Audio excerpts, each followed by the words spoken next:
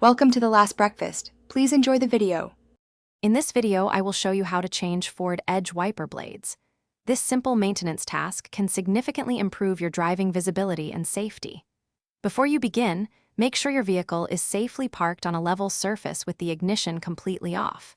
You will need your new wiper blades, a small flathead screwdriver, and a clean cloth. Having these items ready will make the process smooth and efficient, taking only a few minutes of your time. Now that you are prepared, let's remove the old wiper blades. First, gently lift the wiper arm away from the windshield until it stands upright. Look for a small tab or button where the blade connects to the arm. Press this release tab firmly and then slide the old blade straight off the hook.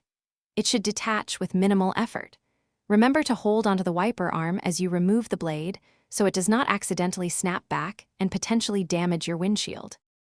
With the old blade removed, installing the new one is straightforward.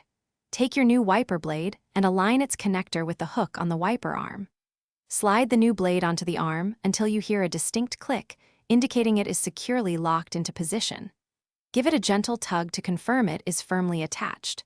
Once both blades are installed, carefully lower the entire wiper arm back onto the windshield, ensuring it rests flat against the glass. After installing both new wiper blades, it is crucial to perform a final check. Turn on your vehicle and activate the windshield wipers with some washer fluid. Observe their movement to ensure they clear the windshield effectively and smoothly without streaking or chattering.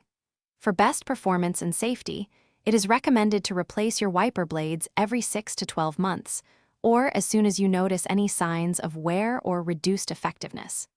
Enjoy your clear view. Thanks for watching. If this was helpful, leave a like and consider subscribing. See you next time.